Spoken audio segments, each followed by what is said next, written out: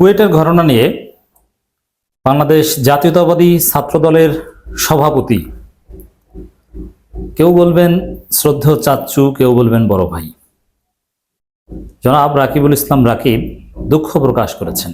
রাকিব সাহেবের এখন থাকার কথা যুব দলের সভাপতি, যাই হোক, আনফরচুনেটলি তিনি ছাত্র দলের সভাপতি, তিনি দুঃখ প্রকাশ করেছেন। রাকিবুল ইসলাম রাকিবের দুঃখ প্রকাশ করা, ছাত্র দলের তদন্ত টিম খুলনায় পাঠানো, যুবদল নেতা বহিষ্কারের মধ্য দিয়ে বিয়ন্ড রিজনেবল ডাউট প্রমাণিত হয়ে গিয়েছে ছাত্রদল কুয়েটের আত্মস্বীকৃত হামলাকারী। জনরোষে পড়ে ছাত্র জনতার পিটানির ভয়ে এখন ক্ষমা চাচ্ছে, দুঃখ প্রকাশ করছে। কিন্তু দর্শক, আপনাদের কাছে প্রশ্ন, আপনার মন্তব্য করবেন, আপনি কি ছাত্রদলকে ক্ষমা করবেন? এটা এক ধরনের প্রহসনমূলক বক্তব্য যে ছাত্রদল শিক্ষার্থীদেরকে পেটাবে, আহত করবে, এরপরে দুঃখ প্রকাশ করবে, আবার তাদের চিকিৎসার খোঁজ খবর নিতেও নাকি টিম পাঠিয়েছে এবং তাদের সুস্থতা কামনা করেছে। দেখেন কি সার্কাস! রাতভর তারা বয়ান ক্রিয়েট করলো যে এরা শিবির, ছাত্রদল হামলা করেনি, বরং ছাত্রদল নির্যাতিত। তাহলে এখন দুঃখ প্রকাশ করেছেন কেন?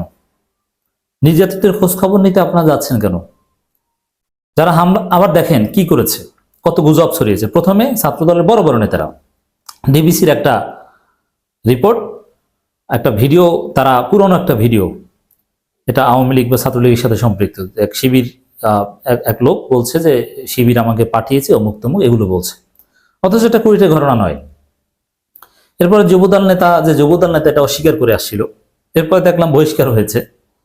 এরপরে দেখেন এরা কতটা শাহবাগী, বা শাহবাগীদের চাইতেও খারাপ, বা আওয়ামী লীগের চাইতেও খারাপ। একটা জায়গায় মারামারি, কিছু পাঞ্জাবি পাজামা দাড়ি টুপিওয়ালা ছেলে দেখা গিয়েছে, ওরা বলছে এই যে শিবির। আপনি চিন্তা করেছেন এরা কি কোন মানের শাহবাগী? দাড়ি টুপি দেখলেই মানে শিবির।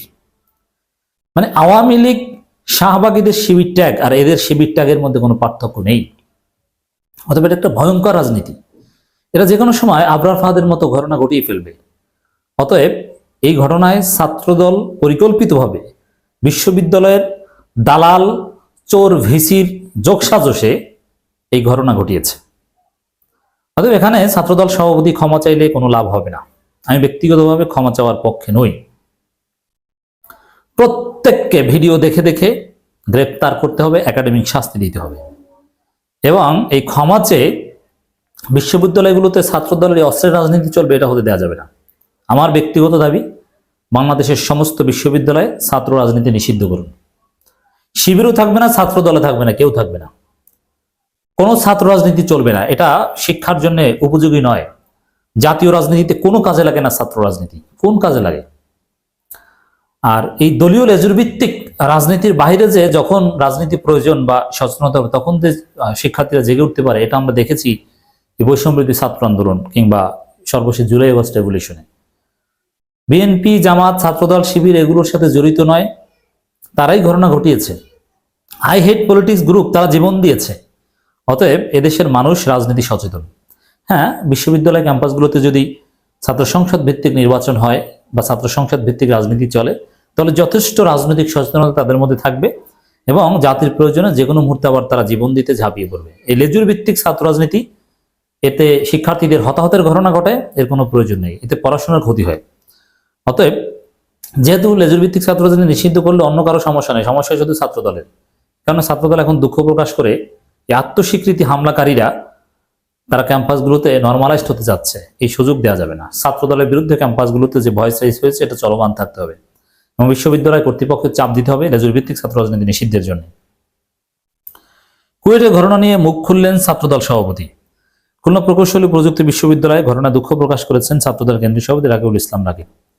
তিনি বলেছেন, বৈষম্যবিরোধী নামধারী শীর্ষ নেতাদের নির্দেশে আমাদের নিরীহ ছাত্রদলের ভাইদের উপর আক্রমণ চালানো হয়েছে, তারা সোশ্যাল মিডিয়ায় সক্রিয় রয়েছে, এমন ইস্যু। তাহলে দুঃখ প্রকাশটা করলেন কেন? মানে এই তার ক্ষমা চাওয়াটাও যথাযথ হয়নি। অতএব ক্ষমা চেয়েছেন এটা মনে করে আবার কেউ তাদেরকে ক্ষমা করে দিয়েন না, নর্মাল হয়েন না। রাকিব বলেন যে অনাকাঙ্ক্ষিত ঘটনা ঘটেছে, ছাত্রদলের সভাপতি হিসেবে সেই পুরো ঘটনার জন্য আমি ব্যতীত মর্মাহত এবং দুঃখ প্রকাশ করছি। যে বা যারাই এখানে আঘাতপ্রাপ্ত হয়েছেন, আহত হয়েছেন, সবার সুস্থতা কামনা করছি। কেন? শিবির তো খারাপ, একটা একটা শিবির ধরে ধরে জবাই, এই স্লোগান আপনারা দিয়েছেন না? তাহলে যে এত খারাপ, যাকে ধৈর্য ধৈর্য জবাই করতে হবে, তার জন্য আপনি সমবেদনা কেন জানান? যারা মার খেয়েছে তারা নাকি শিবির, তাহলে তাদের দেখতে লোক পাঠান কেন? ফাজলামি শুরু করেছেন। এই সন্ত্রাসী রাজনীতি বাংলাদেশে চলবে না, ক্ষমা করার সুযোগ নেই।